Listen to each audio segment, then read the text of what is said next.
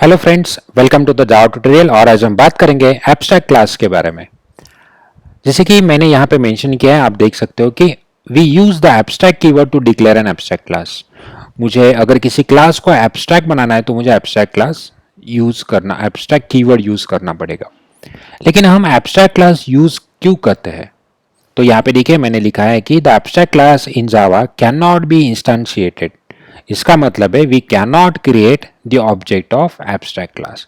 मतलब अगर किसी क्लास का हमें ऑब्जेक्ट बनाने नहीं देना है किसी को, तो हम उस क्लास को क्या बनाएंगे? Abstract class. तो ऐसा क्यों करना है? क्योंकि अगर कोई क्लास है, उसके अंदर एक मेथड है, उस मेथड का एक्सेस मुझे किसी और क्लास को डायरेक्टली नहीं देना है। तो अगर मैं उस क्लास को ऑब्जेक्ट ही ना बना पाऊँ तो उस मेथड को वो एक्सेस भी नहीं कर पाएगा। तो इसीलिए हम क्या करेंगे, उस क्लास को एब्स्ट्रैक्ट क्लास एज डिक्लेयर कर देंगे। फिर एब्स्ट्रैक्ट क्लास बनाते कैसे? तो उसे हमें लिखना पड़ेगा एज अ एब्स्ट्रैक्ट क्लास। तो एब्स्ट्रैक्ट नाम का कीवर्ड आपको लिखना पड़ेगा, तब जाके वो क्लास एब्स्ट्रैक्ट बन जाएगा। तो मान लो अगर हमारे पास एक नॉर्मल क्लास है ए नाम का और उसके अंदर कुछ मेथड्स है, अगर इस क्लास को मुझे एब्स्ट्रैक्ट बनाना है तो आपको एक कीवर्ड यूज करना होता है स्मॉल केस के अंदर, दैट इज एब्स्ट्रैक्ट। अगर ये कीवर्ड आप इस क्लास के सामने लगाते हो तो आप उस क्लास को एब्स्ट्रैक्ट क्लास बना सकते हो। और फिर इस क्लास के अंदर का जो भी डेटा है आप डायरेक्टली ऑब्जेक्ट के थ्रू नहीं कॉल कर सकते, क्योंकि आप एक ऑब्जेक्ट बना ही नहीं पाओगे और ये जो डेटा है वो हाइड हो जाएगा दूसरे क्लास के थ्रू। तो उसे कैसे एक्सेस करना है वो हमारा अगला टॉपिक रहेगा। तो एब्स्ट्रैक्ट मेथड नाम की भी एक कंसेप्ट है। एब्स्ट्रैक्ट मेथड किसे कहा जाता है? अगर किसी क्लास के अंदर हम मेथड डिक्लेयर करते हैं और उस मेथड को भी एब्स्ट्रैक्ट कीवर्ड लगा दे तो वो मेथड एब्स्ट्रैक्ट बन जाती है। सिर्फ कीवर्ड लगाने से भी नहीं चलेगा, आपको क्या करना पड़ेगा, जावा के अंदर अगर आप एब्स्ट्रैक्ट क्लास मेथड डिफाइन कर रहे हो तो उस मेथड की बॉडी भी नहीं लिखनी है। तो यहाँ पे आप देख सकते हो कि method that doesn't have body is known as abstract method. मतलब अगर हमारे पास एक क्लास है बी नाम का और इस क्लास के अंदर अगर मैं एक मेथड लिखूं, फॉर एग्जांपल मैं लिखूं void show और इसकी बॉडी ना लिखूं, सिर्फ डिक्लेरेशन लिखूं मेथड का, और इस मेथड के सामने अगर मैं कीवर्ड लगा दूं एब्स्ट्रैक्ट, तो ये जो मेथड है वो कहलाएगी एब्स्ट्रैक्ट मेथड। अगर किसी क्लास के अंदर एब्स्ट्रैक्ट मेथड है तो कंपल्सरीली उस क्लास को भी आपको क्या बनाना पड़ेगा? एब्स्ट्रैक्ट। ठीक है, तो हम ये एब्स्ट्रैक्ट क्लास नाम की कंसेप्ट क्यों पढ़ रहे हैं? क्योंकि इस एब्स्ट्रैक्ट कीवर्ड से इस क्लास का जो डेटा है वो हाइड हो जाएगा। जैसे कि मैंने यहाँ पे एक मेथड लिखी है शो, लेकिन इसकी बॉडी नहीं है, तो इसके बॉडी के अंदर क्या है क्या नहीं है वो जो नेक्स्ट क्लास है जहां पे इसकी बॉडी लिखे जाने वाली है वहां पे डिसाइड होने वाला है। तो तब तक के लिए इस क्लास के अंदर इस नाम की जो मेथड है वो अवेलेबल है, किसी को पता ही नहीं चलेगा, क्योंकि आप बी का कोई डायरेक्ट ऑब्जेक्ट भी नहीं बना पाते हो। तो अगर मुझे किसी क्लास के अंदर इस एब्स्ट्रैक्ट क्लास के अंदर वाले मेथड्स को अगर मुझे यूज करना है तो मुझे उस क्लास के अंदर इसे इनहेरिट करना पड़ेगा। तो चलिए ये सारी चीजें हम लोग विद एग्जांपल ही डिस्कस कर लेते हैं। तो यहाँ पे हमारे फोल्डर में हम एक नई फाइल बनाते हैं और उसके अंदर एक क्लास बनाते हैं, एक सिंपल क्लास बना लेते हैं जैसे a.java। एक फाइल बनाते हैं a.java और इस फाइल के अंदर हम क्लास लिखते हैं a और इस a क्लास को हम डायरेक्टली बना देते हैं एब्स्ट्रैक्ट। ओके, ये एक नॉर्मल क्लास है और इस क्लास के अंदर मैं एक नॉर्मल मेथड लिख देता हूं जिसका नाम है डिस्प्ले। और इस मेथड को हम एक छोटा सा टास्क देते थे कि आप क्या करिए, आप प्रिंट करिए हेलो वर्ल्ड। फिर हम एक नॉर्मल क्लास बना लेते हैं, जैसे कि मैं लिखूं क्लास डेमो। आप इसी फाइल में बनाइए या फिर अलग फाइल बनाइए। अगर आपने अलग अलग फाइल बनाई तो आपको अलग अलग कंपाइल करनी पड़ेगी। तो मैं इसे डेमो बना लेता हूं और फिर हम लिखते हैं पब्लिक स्टैटिक वॉइड मेन और इसके अंदर हम लिखेंगे स्ट्रिंग आर्गुमेंट्स। ओके, अब ये जो मेन है वो हमारे डेमो क्लास के अंदर है, तो मैं इस फाइल का नाम भी डेमो रख देता हूं, demo.java।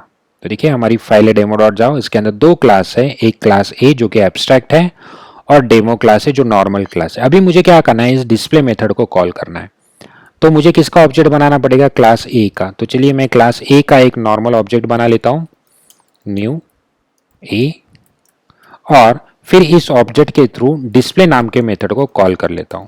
तो एक सिंपल सा प्रोग्राम है, सिर्फ इसके अंदर हमारा जो क्लास ए है वो एक एब्स्ट्रैक्ट क्लास है। तो चलिए इसे कंपाइल करके देखते हैं।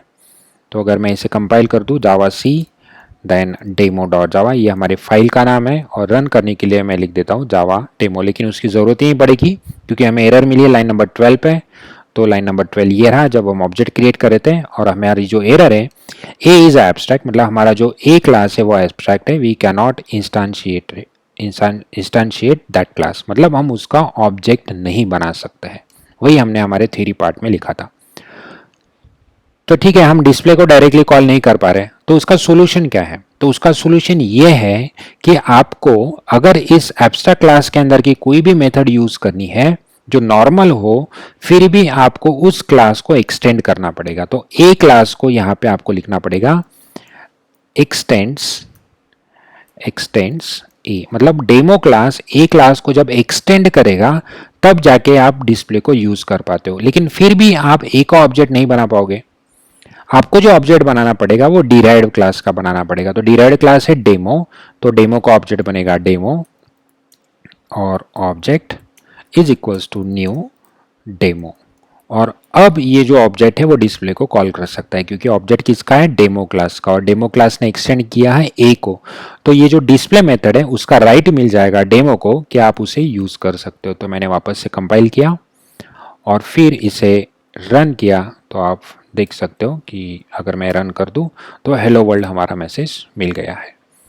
तो ये था एब्स्ट्रैक्ट क्लास। तो यहाँ पे हमें सिर्फ इतना ही याद रखना है कि हम एब्स्ट्रैक्ट क्लास का डायरेक्ट ऑब्जेक्ट नहीं बना सकते। अगर एब्स्ट्रैक्ट क्लास के अंदर का कुछ भी यूज करना है तो उस क्लास को इनहेरिट करो और इनहेरिटेड क्लास का ऑब्जेक्ट बना के उसके मेथड्स को कॉल करो। ठीक है, अगर मैं बात करूं एब्स्ट्रैक्ट मेथड की, तो एब्स्ट्रैक्ट मेथड क्या होती है? जैसे देखिए यहाँ पे एक डिस्प्ले एक नॉर्मल मेथड है। अब इसी क्लास के अंदर, क्लास ए के अंदर मैं एक मेथड लिख देता हूं जिसका नाम है शो। ठीक है, अब एक नॉर्मल मेथड है बट इसकी बॉडी नहीं है। जैसे कि यहाँ पे हमने बॉडी के अंदर डिस्प्ले के लिखा था हेलो वर्ल्ड, लेकिन शो की कोई बॉडी नहीं है, वो यहाँ यहीं पे क्लोज हो गया। तो इस मेथड को मुझे बोलना पड़ेगा एब्स्ट्रैक्ट, तो आपको कीवर्ड लिखना है एब्स्ट्रैक्ट। अगर एक मेथड एब्स्ट्रैक्ट है और क्लास एब्स्ट्रैक्ट नहीं है तो आपको एरर मिल जाएगी। तो मैं इसे रिमूव करके कंपाइल करके दिखा देता हूं कि आपको क्या एरर आएगी। तो अगर मैं कंपाइल कर दूं तो आपको एक एरर मिले, A is not an abstract does not override the abstract method show. मतलब अगर कोई मेथड एब्स्ट्रैक्ट है किसी क्लास के अंदर तो क्लास भी कंपल्सरीली एब्स्ट्रैक्ट चाहिए। ठीक है, अब अगर मैं कंपाइल करूं, अभी हमने शो की बॉडी नहीं लिखी लेकिन मैं शो को कॉल भी नहीं कर रहा हूं, मैं सिर्फ डिस्प्ले को कॉल कर रहा हूं, तो ये रन होना चाहिए, राइट। तो हम इसे कंपाइल करके देखते हैं कि हमारा सच में ये कोड कंपाइल होगा या नहीं होगा। तो अगर मैं कंपाइल करूं तो वापस से मुझे एक एरर मिल रही है। आपको अगर एरर को पढ़ोगे तो यहाँ पे मिलेगा demo is not abstract and does not override the abstract method show. लेकिन डेमो तो हमने एब्स्ट्रैक्ट बनाया ही नहीं था, फिर ये क्यों बोल रहा है कि शो मेथड के बारे में? हमने तो शो मेथड को कॉल भी नहीं किया था। तो जब भी अगर आप कोई भी एब्स्ट्रैक्ट क्लास एक्सटेंड करते हो तो एक्सटेंडेड क्लास में, दैट इज चाइल्ड क्लास के अंदर, आपके लिए कंपल्सन बन जाएगा जो भी एब्स्ट्रैक्ट मेथड है उसकी बॉडी लिखना। तो यहाँ पे देखिए एब्स्ट्रैक्ट क्लास का नाम है ए। अब ए के अंदर एक एब्स्ट्रैक्ट मेथड है शो नाम की, तो ये जो डेमो है जो एक्सटेंड करा है ए को, तो इस डेमो क्लास को कंपल्सन बन जाएगा कि उसे शो की बॉडी लिखनी है। तो इस क्लास के अंदर जैसा एक मेन मेथड है वैसे ही हमें और एक बॉडी लिखनी पड़ेगी और उसका नाम क्या रहेगा, शो। और फिर इस शो के अंदर आपको जो भी आपका टास्क देना है वो आप यूज कर सकते हो। तो system dot out dot println, और मैं एक टास्क देना चाहता हूं वेलकम टू एब्स्ट्रैक्ट मेथड। ठीक है, मैंने एक सिंपल मैसेज प्रिंट कर दिया। अब इस शो को मुझे कॉल भी करना पड़ेगा, अगर नहीं किया तो कोई प्रॉब्लम नहीं है, लेकिन अभी एरर नहीं आएगी। तो चलिए हम विदाउट कॉलिंग करके देखते हैं। तो मैंने कंपाइल किया और फिर से अगर रन किया तो आप देख सकते हो कि जो आउटपुट है वो आया हेलो वर्ल्ड, और ये वाला मैसेज प्रिंट ही नहीं हुआ क्योंकि हमने उसे कॉल नहीं किया। तो अब हम उसे भी कॉल कर सकते हैं, ऑब्जेक्ट डॉट शो। तो मैं इसे वापस क्लियर करके रन करता हूँ, कंपाइल हो गया और फिर रन भी हुआ, तो यहाँ पे हमारे दोनों मैसेजेस प्रिंट हो गए, हेलो वर्ल्ड, जो कि हमारे एक नॉर्मल डिस्प्ले नाम के मेथड के अंदर है, जो कि एक एब्स्ट्रैक्ट क्लास के अंदर प्रेजेंट है। और ये जो वेलकम टू एब्स्ट्रैक्ट मेथड है वो एक एब्स्ट्रैक्ट मेथड के अंदर प्रेजेंट है। अब यहाँ पे एब्स्ट्रैक्ट कीवर्ड लगाने की जरूरत नहीं है, यहाँ पे आपको एब्स्ट्रैक्ट कीवर्ड लगाने की जरूरत नहीं जब आप उसकी बॉडी लिख रहे हो। आपको एब्स्ट्रैक्ट कीवर्ड कहाँ लिखना है, जहां पे आप उसकी बॉडी नहीं लिख रहे हो। और इसकी बॉडी कहाँ लिखनी है, आप जिस क्लास के अंदर एब्स्ट्रैक्ट क्लास को एक्सटेंड कर रहे हो उस क्लास के अंदर। तो ये था abstract class and abstract method. तो चलिए कुछ और एग्जांपल सॉल्व कर लेते हैं। तो देखिए यहाँ पे क्लास ए जो है, यहाँ पे एक एब्स्ट्रैक्ट मेथड है और एक नॉन एब्स्ट्रैक्ट मेथड है। तो जो एब्स्ट्रैक्ट क्लास होता है वो पार्शियल एब्स्ट्रैक्शन प्रोवाइड करता है, मतलब 0% से लेके 100% तक।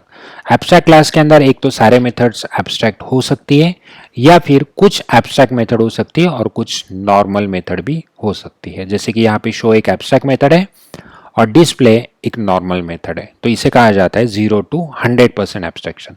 100% कब, जब सारी मेथड्स एब्स्ट्रैक्ट होंगी और जब नॉर्मल मेथड भी उसके अंदर होगी तो वो बन जाएगा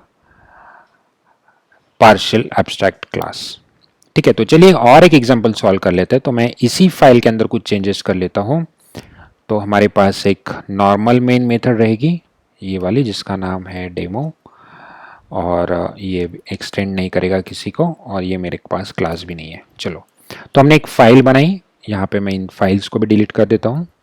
ओके, तो हमारे पास एक नॉर्मल क्लास है डेमो, जिसके अंदर हमने मेन मेथड लिखा है और हमें एक एब्स्ट्रैक्शन का रियल टाइम एग्जांपल देखना है। तो यहाँ पे मैं एक क्लास लिखता हूँ, एब्स्ट्रैक्ट क्लास, और इस एब्स्ट्रैक्ट क्लास का नाम हम रख देते हैं RBI, that is reserve bank of India.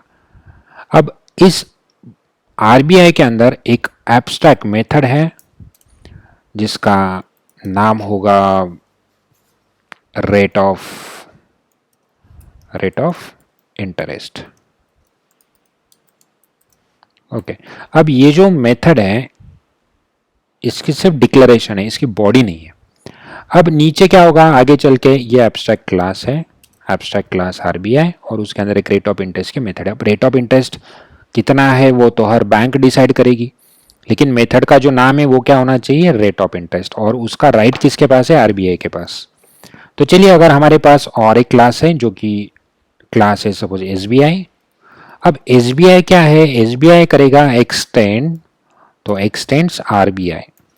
जैसे ही एसबीआई ने एक्सटेंड कर दिया आरबीआई को, तो एसबीआई के लिए कंपल्शन क्या बन गया, आरबीआई का एब्स्ट्रैक्ट क्लास है, एब्स्ट्रैक्ट क्लास के अंदर एक मेथड है एब्स्ट्रैक्ट, तो एसबीआई के लिए कंपल्शन बन जाएगा कि रेट ऑफ इंटरेस्ट को डिफाइन करो। तो हमें यहाँ पे लिखना पड़ेगा वॉइड रेट ऑफ इंटरेस्ट, और फिर यहाँ पे हम लिखेंगे हमारा जो भी रेट ऑफ इंटरेस्ट रहेगा, तो हम एक सिंपली प्रिंट कर देते हैं system.out.println, और हमारा जो रेट ऑफ इंटरेस्ट यहाँ पे हम दिखाने वाले हैं वो हम एज अ मैसेज दिखा देते हैं कि it is a 7.2% per annum. Okay, तो ये हुआ हमारा rate of interest for SBI. Same अगर मेरे पास और एक बैंक है, जैसे अगर मैं बात करूँ एचडीएफसी, और वो भी एक्सटेंड करेगी आरबीआई, तो जैसे इसने आरबीआई को एक्सटेंड कर दिया एचडीएफसी ने, तो एचडीएफसी के लिए भी कंपल्शन क्या बन जाएगा, आरबीआई एक एब्स्ट्रैक्ट क्लास है, तो उसके अंदर जो एब्स्ट्रैक्ट मेथड है इसकी बॉडी लिखना। तो हमें वापस एचडीएफसी के अंदर भी एक बॉडी लिखनी पड़ेगी, that is void rate of interest, और आप आपका रेट ऑफ इंटरेस्ट डिफाइन करिए। तो मुझे सेम मैसेज यहाँ पे लिखना पड़ेगा, और मे बी एचडीएफसी का रेट ऑफ इंटरेस्ट कुछ और हो सकता है। ठीक है, अब जब मुझे यहाँ से मेन के अंदर से कॉल करना है, तो मैं ऑब्जेक्ट किसका बनाऊंगा, डिराइव्ड क्लास का। तो हमारे पास दो डिराइव्ड क्लास है, आरबीआई और एचडीएफसी। अगर आप एसबीआई का लोन लेना चाहते हो तो एसबीआई का ऑब्जेक्ट लगेगा आपको, तो एसबीआई का जो ऑब्जेक्ट रहेगा न्यू एसबीआई, और फिर आप एसबीआई के थ्रू कॉल करोगे किसे, रेट ऑफ इंटरेस्ट को। तो ये रेट ऑफ इंटरेस्ट जो देगा वो किसका देगा, एसबीआई का। तो हम मैसेज में ही लिख देते हैं SBI rate of interest, and this is HDFC rate of interest.